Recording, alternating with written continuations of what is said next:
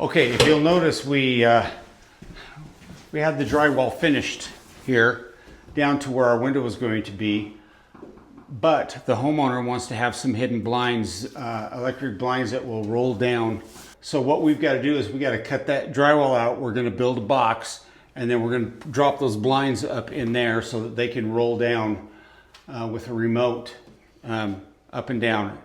It's a little more complicated in that we are going to have a stainable jamb around that new window that we're putting in. And so we've got to slot it so that that blind runs through that slot, comes up, is hidden, then runs down that slot. And I believe we're going back and forth whether we're actually going to put a slot here for it to ride in, or if we're just going to have those blinds just barely touch or be just within that jamb.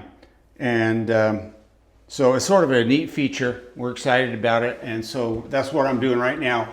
Cutting the sheetrock out. We're cutting this. Fortunately, there's no header here. We're going to pop that out of there and then create that box. It's going to be a neat detail. The more and more we talked about it with the homeowner, again, anything's possible. So that was the one thing he kept coming back to, is he didn't want to see the blinds. Now before, these blinds were mounted on the outside of the window, outside on the wall. And so he thought, okay, in between, that'll minimize it a little bit. And the more and more we talked, he just said, I don't want to see those blinds. And so we thought, okay, we came up with this pocket, and I think it'll work. I think it'll work awesome. The only downside is we're minimizing our insulation in this small pocket here, but luckily we've got the zip R sheeting on the outside, so we're already picking up some of our R value back up. So it's going to be a slick detail. I'm excited for the finish on here. We're going to have to be really detail oriented as far as how we tackle it.